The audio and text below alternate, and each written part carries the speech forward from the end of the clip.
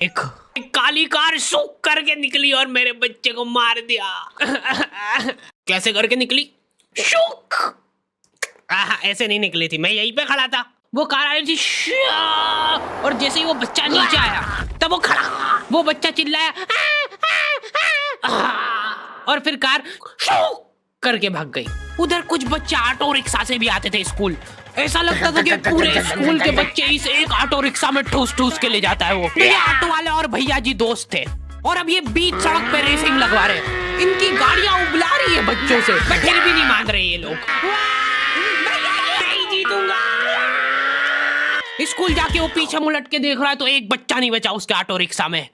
हमारे भैया जी बेचारे पीछे से उनके गिरे हुए बच्चों को उठा उठा के ला रहे थे। ये सब हरकतें करके हम लोग जैसे तैसे कैद खाना पहुंच जाते हैं।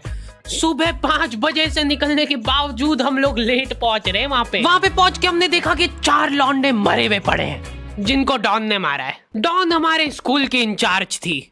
डॉन का कद छोटा था और पेट मोटा था और आश्चर्य की बात यह है कि समय के साथ उसकी हाइट कम हो रही थी। मतलब बड़े नहीं बड़े वो चलता है एक बार को, पर इसकी कम हो रही थी। डॉन बहुत स्ट्रगल करके कार से स्कूल आती थी खड़े होके, क्योंकि बैठ जाए तो उसको सामने की सड़क नहीं दिखती थी। वो अलग बात है, खड़े होके भी पूरा नहीं दिखता था। हर रोज 2-4 कुत्ते कुचलते हुए आती थी वो। फिर मेरे को समझ आया कि रास्ते में जो कुत्ते दिखे थे वो डॉन इस कैद खाने में छत पे बैठी रहती थी स्नाइपर लेके।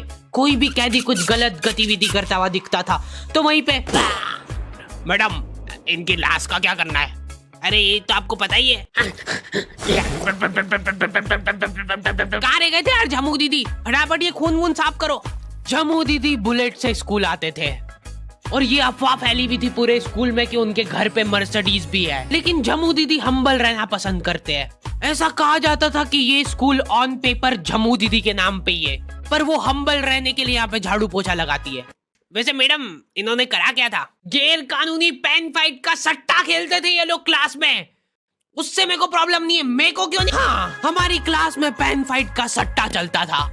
हमारे इधर जो लौंडा पेन फाइट में जीतता था सामने वाले का पेन उसका हो जाता था। कुछ बच्चे अपना सब कुछ दांव पे लगा देते थे और कर्जे में डूब जाते थे।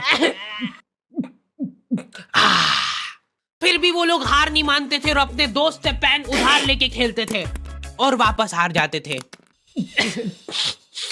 तो अब क्लास में कुछ बच्चों के पास पोटला भर के पेन पड़ा है और कुछ बच्चों के पास पेन ही नहीं है। पेन इस कैद खाने की करेंसी थी। जिसके पास जितने महंगे पेन वो उतना रईस। यहाँ पे ब्लैक में पेन इधर उधर होते थे। नॉर्मल लोगों के पास होते थे 5 रुपए वाले जीफी जेल, जो कि तुम एक पन्ने पे लिखोगे तो पीछे 10 पन्ने तक छप जाएगा। और उनसे भी गए बीते लोग होते थे जो 3 रुपए वाला यूज एंड थ्रो लेके आते थे और उससे भी उनकी अच्छी राइटिंग आ जाती थी। बहुत चिढ़ मचती थी यार मेरे को उनसे। और कुछ चुनिंदा रईस लोग होते थे जिनके पास होता था ट्राईमैक्स। हर बच्चे का सपना होता था कि उसके पास एक ट्राईमैक्स हो, साथ में आसपास 2-4 लड़कियां हो। प्लीज मेरे को यहाँ पे ऑटोग्राफ दे दो। ये लो।